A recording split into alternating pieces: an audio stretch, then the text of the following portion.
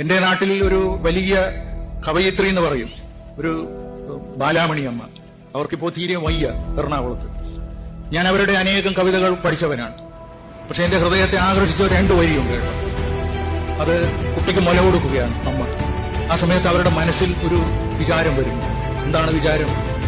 അല്ലയോ ഓമനെ, എന്റെ ഈ മുലപ്പാലിലുള്ള ഈ വല്ല വൃത്തികേടും നിന്നെ ചീത്തയാക്കാതിരിക്കണമെന്ന് നീ ഞാൻ പ്രാർത്ഥിക്കുന്നു. അതെല്ലാ അധ്യാപകരും ഓർമ്മിക്കേണ്ടതാണ്.